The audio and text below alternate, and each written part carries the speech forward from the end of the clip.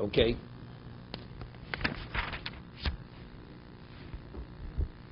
Left off 202. So Mechaber had said that the sukkah, the wood of the sukkah, one's not permitted to benefit from until after Shmini Atzeres. And when we say the wood, it means the material that the walls are made of, or the schach.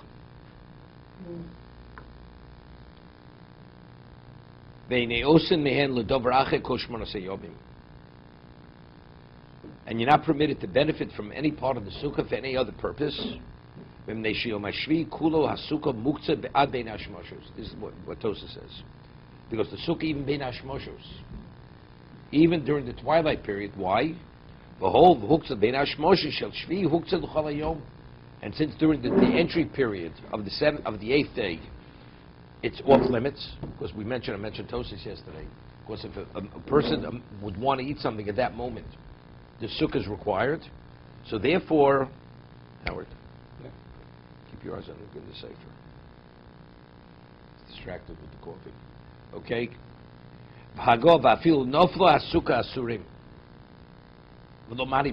Even if the sukkah should collapse. Yeah, you built the sukkah one day, Cholamoid, the sukkah already was destroyed. Can't even be rebuilt. Nevertheless, but since initially the sukkah was built in a way that was meant to be used for 7 days plus the twilight period into Shmini Atzeres, Aval Eitzim Asmuchin L'Sukkah Mutter. Vayin Leo Simtov Kuf Yudches. But the wood that's associated with the walls, it's not necessary, because that's not the sukkah, it's permitted. No. We said the Mechaber said the schach and the walls, both. We'll see.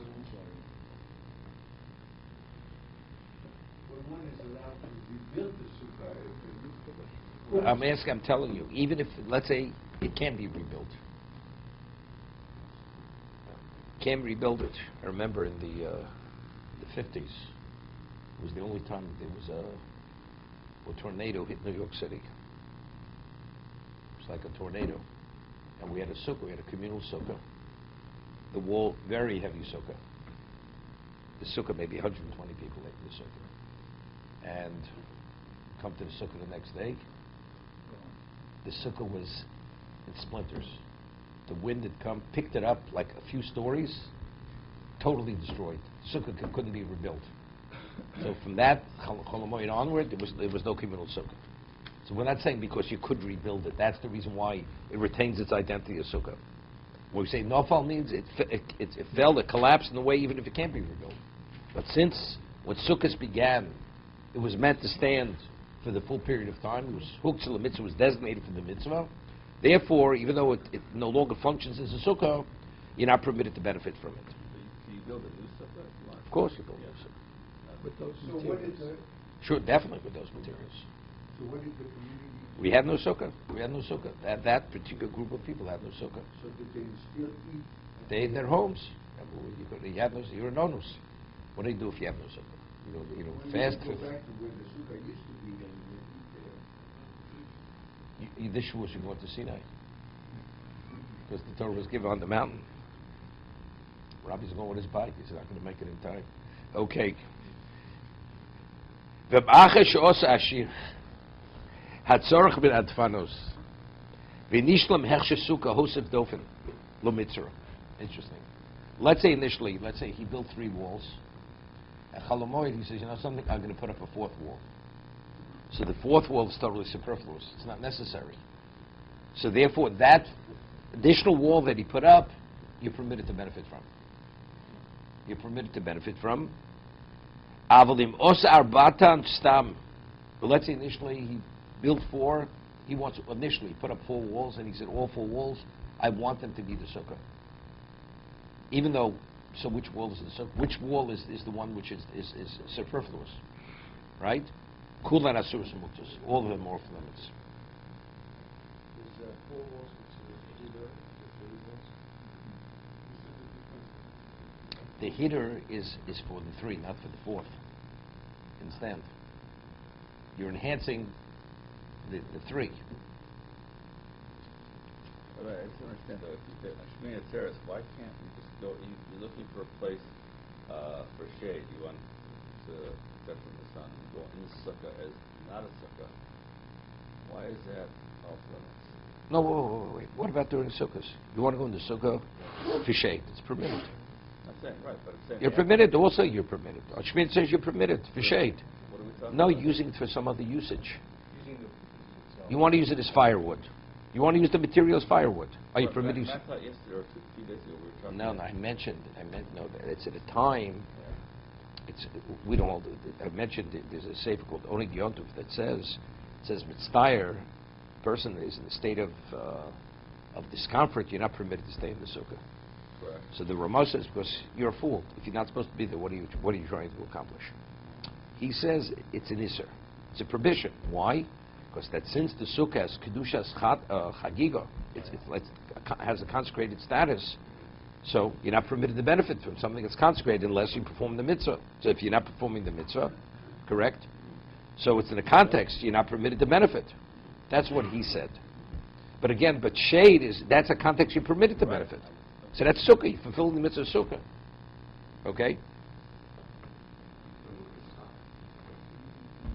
Hago. V'chozel lo mayrel b'sukkah sheyosh b'pam echod. Aval mizmiro l'sukkah v'lo yoshev bo. We rule Hazmon alav milsa.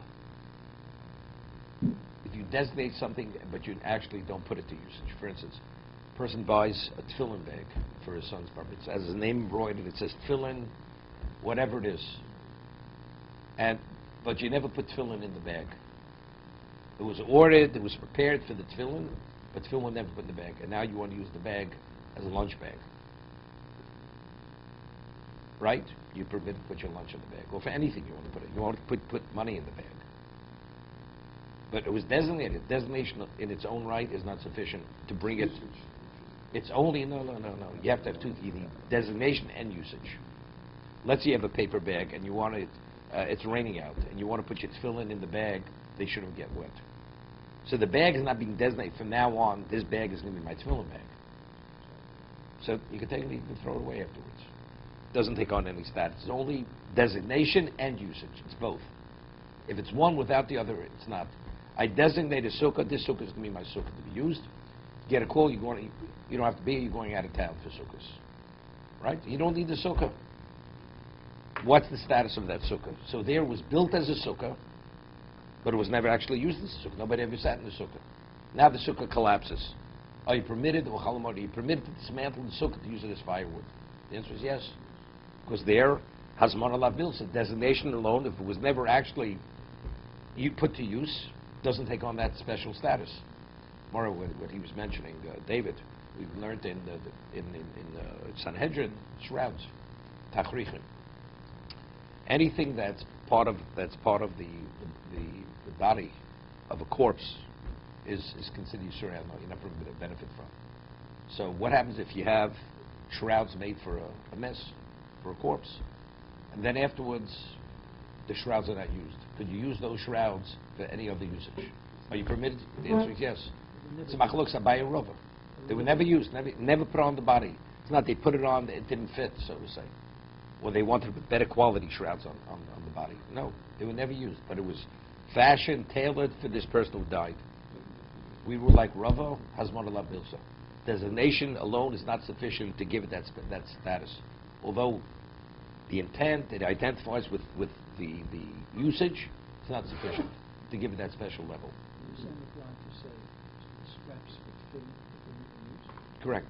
No, if they will put it into the tefillin. No, they were never used. No, it's not. Even though they Same look, idea. same idea. No, carbon something that's a consecration, because then you consecrated it, right? The moment you consecrate something, it goes into God's domain. There it has the kedusha. Right? That the consecration is something else.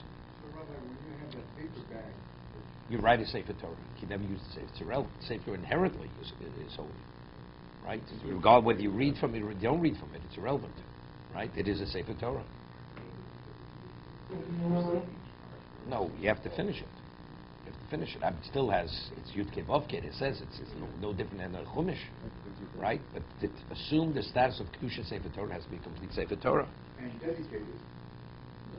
What do you mean dedicated? You have to have No, it has to be written with an intent. Originally, it has to be written with an intent. It's for the sake of a Sefer Torah. And the parchment has to be processed in a certain way. You have to meet all, whatever the criteria of a Sefer Torah. Whatever that may be, it is. Of course, inherently, it's a Sefer Torah. Parrot tefillin. Nobody ever wore the tefillin. It's irrelevant. It is tefillin. Mezuzah. It's mezuzah. It has kedusha.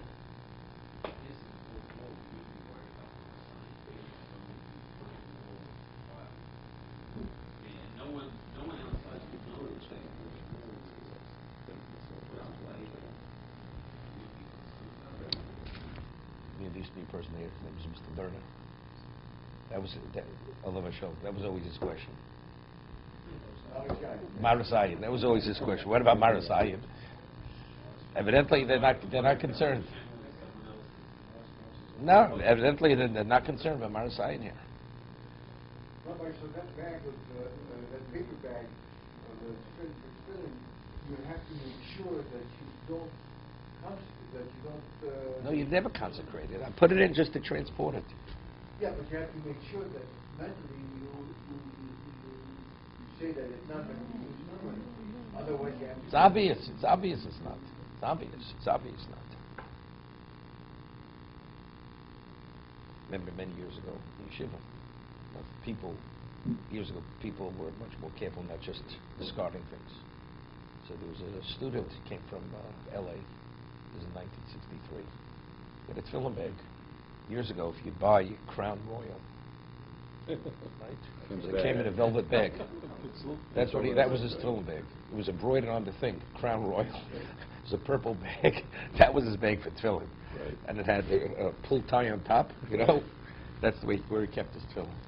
Okay? So that Crown Royal bag, he had to put into Sheamus. That's it. It's Hazmona. Yeah. Initials were CP, not CR. Okay. Okay.